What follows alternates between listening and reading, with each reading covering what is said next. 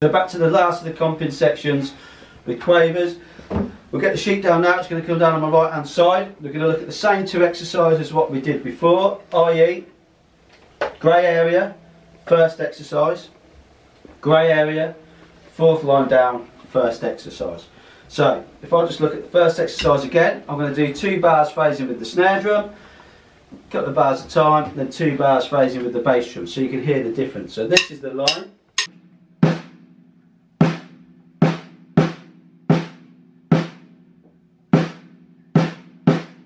Okay, so I'm going to apply a swing pattern, do the phrase, snare drum only, and then bass drum only. Here I go. 2, 3.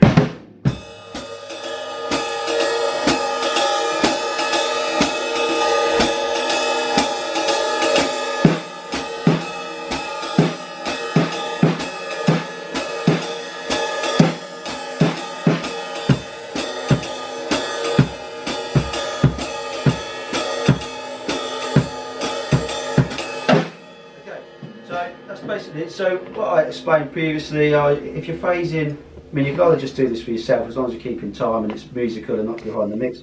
You can just play that over your time. Sometimes if you're playing in a big band, you might get the trumpets to play a phrase,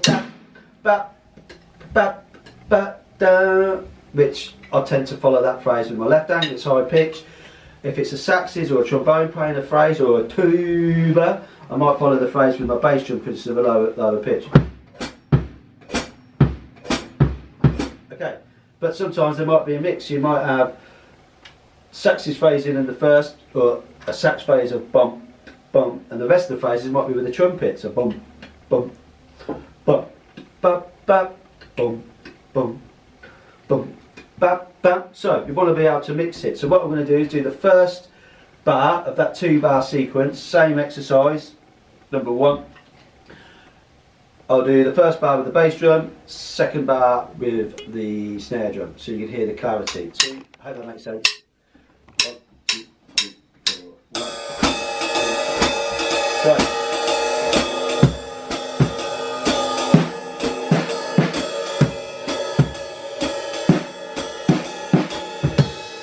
So it gives the same simple phrase, something a bit different. You can also practice one note then the other, so bass, snare, bass. I'll do the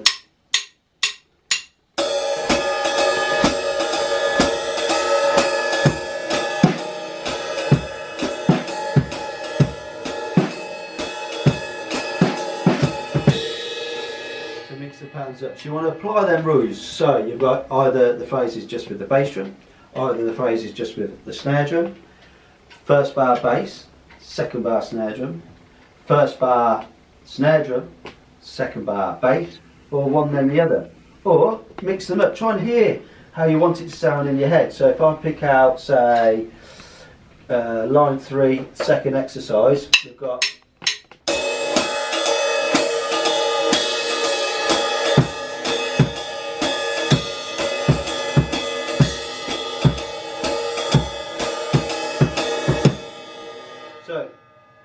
I'll play 2 bars with the snare, and then we'll do 2 bars with the bass drum. So we come to, so you can hear the difference.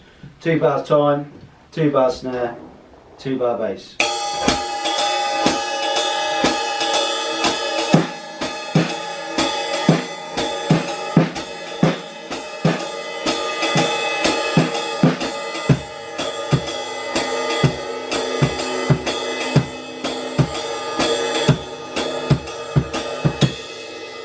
So I tend to use a bass drum phrase, again, with the lower sounding brass instruments, so it might be a trombone, tuba, or the saxes, which are lower phrase.